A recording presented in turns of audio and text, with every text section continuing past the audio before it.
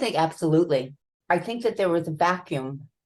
People who love Buffalo, I think one of the interesting questions is, can people love a contaminated place, and something to be addressed. But, people really love Buffalo. You don't just leave if you don't have to get up and leave. But then the question is, well, what do I do?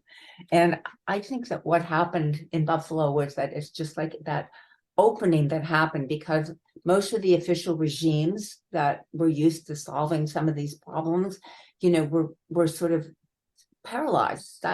There was a stigmatization on our place, and so nobody wanted to invest economically or whatever. So how as a community of people then do you start to take action? It was like hundreds of little things. It was not like one big movement that suddenly everybody figured out what to do. And I can think of many organizations that started in the 80s.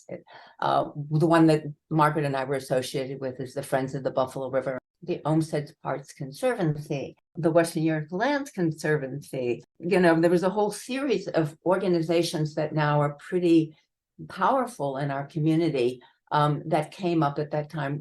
Women for Downtown was one of the major groups that came forward. It's like, what can we do in our community to talk about the quality of the heritage, number one? It's like the Preservation Coalition of Erie County and the Landmark Society of the Niagara Frontier. All of these things started around this time because people were intensely interested in being able to give voice to the depression they were experiencing all around them.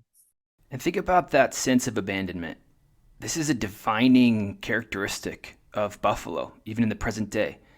They were left with contamination while industry went elsewhere.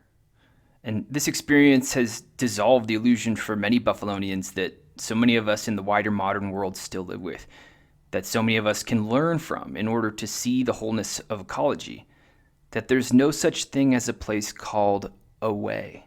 Our experience of these leftover contaminated landscapes, or our experience of bad air from Lackawanna because of the Bethlehem seal, this was real. This is you felt this. So it wasn't a way, this place to which we send things, that if you don't have a planetary perspective, you can always assume that something goes away.